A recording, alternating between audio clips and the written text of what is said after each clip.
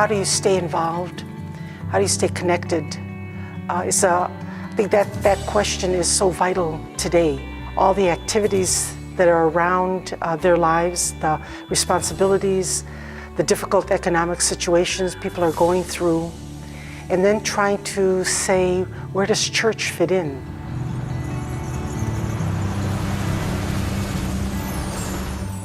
It's not that I don't go or don't choose to go. It's just a lot of time it's time and stuff like that on Sundays. And my family, I mean, it's like we believe in stuff. We're Christians. It's just a lot of times we end up not going. I work during the week. I play music at night, and it's hard for me to drag myself out of bed. I know that's an awful excuse. I want to go find a new one. It's just I don't know how to go about doing that. Sometimes it's just like taking that first step is kind of hard. It needs to be reinforced for me every week. The intimacy of being in church for a few minutes and talking to God, I think I miss that. When I make myself presentable, that's what I plan on doing, is going back to church to bring back God into my life, because dealing with the world day after day without any association with God can be kind of insane.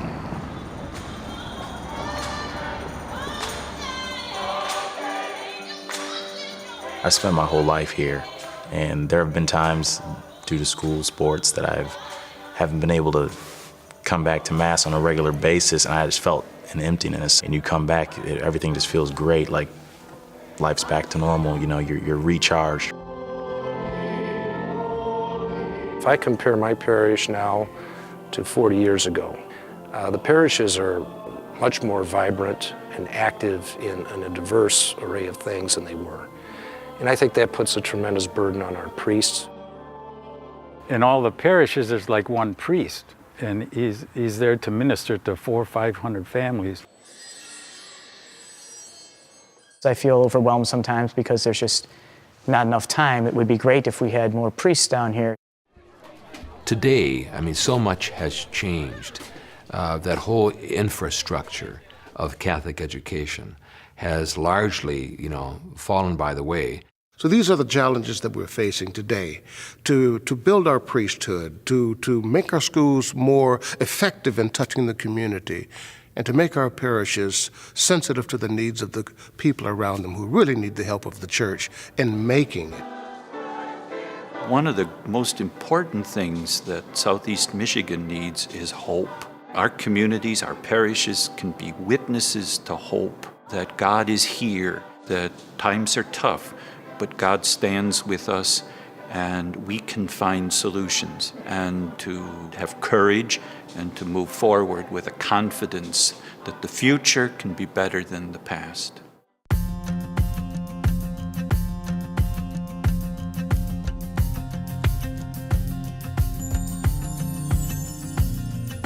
To me, changing lives together starts with the fact that the church works together with Christ, and that the whole Christian community is cooperating with Him to help His work be done. We are His hands, we're His instruments to accomplish His mission in the world. As we begin the campaign, which is about sowing, and we sow on the basis of what we've inherited, and we are confident we're going to reap benefits. Lives will be changed. We're called to do things and share our time and talent. Even though we don't realize our potential, there's so much more that we can give. I know some parishioners, they've been out of job for almost 2 years. And sometimes they even come to the office and say, since I cannot give money every week, can I do something instead? Like, to clean the church, or there is something that I can do. When we start struggling economically and so forth, then there's a tendency to become isolated and insulated. And something like this can help us to broaden our perspective, to realize that we're not isolated. We're all connected.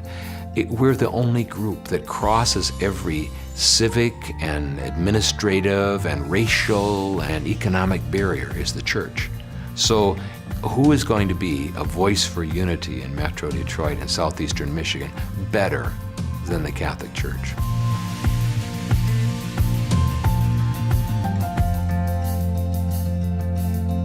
We want to be the light that shines. We want to be the hand that helps. We want to be the power that heals in this community. We want to make a difference. When people finally take ownership of their own parish, it becomes real and they become involved. It's just like with our own family.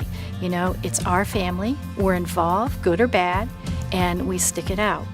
And if we can help strengthen families, our parishes will get stronger and our diocese will get stronger.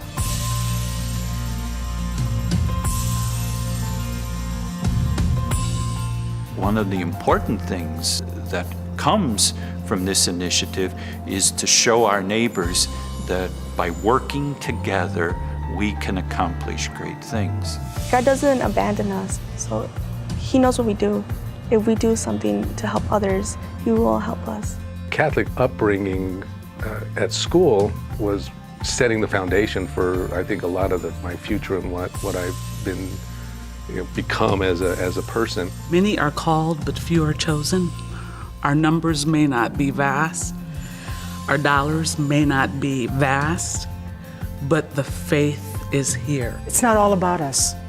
You know, it's about Jesus Christ and the people that we serve. God is so powerful and so awesome, and He wants us to be a part of His plan in sharing His wonderful graces with others. I like very much a quote that was attributed to Dr. Martin Luther King. He said, "The role of the church in a community is to be like the thermostat, not the thermometer." So we don't just measure the temperature, we change the temperature to make a difference where it's really needed. When we talk about the Changing Lives Together initiative being sowing, reaping, rejoicing, we're really talking about taking what we've inherited, sowing it for the sake of a new future with results that they will reap. And we all can rejoice because we're sure that when we do Christ's work, we will bear a great harvest, and that will be a great cause for rejoicing for all of us. When the Archbishop was here for our revival, which was open to the public, and the people came, and he gave his message to us. And he said that our area, our church, was an oasis in the desert, because you can look around and see what once was in certain areas here is no longer there, but yet it can be rebuilt. But he said we were an oasis in the desert, like giving water to those that needed a new life to be saved. Please join with me in sowing, reaping, and rejoicing. Join me in changing lives together.